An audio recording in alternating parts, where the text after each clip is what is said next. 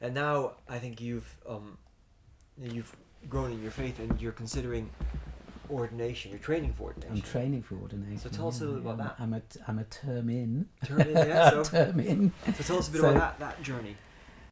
Where do you start in a lifetime's journey? But in terms of my awareness that this might be where God was calling me, I preached a few years ago on holistic mission, and really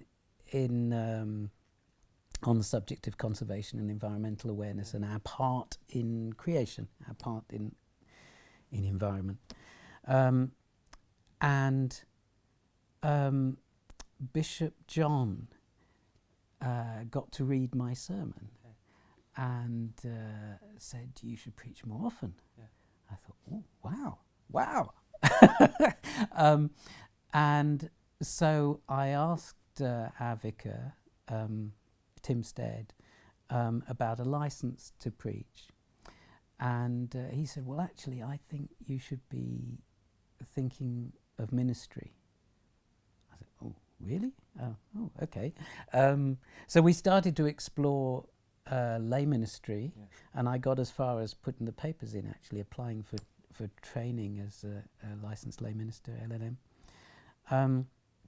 But as is so often the case with me, I don't read the instructions carefully, and I should have spoken to my vocations advisor before that, and so I got to speak to the vocations advisor actually in, I think it was December 2013.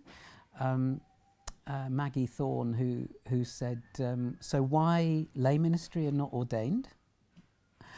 And I realised then that my response to that question was so inadequate that okay, so I'd gone from in a couple of months from license to preach to someone suggesting ordained ministry, and she sent me off to talk to DDO, Diocesan Director of Ordinance, actually here in Pusey House,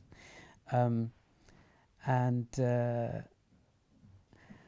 somebody who expressed the difference between ordained and lay ministry, in terms, although she said, "I'm not putting this very well," but I thought she put it extremely well. She said lay ministry is more about what you do, and ordained ministry is more about who you are. And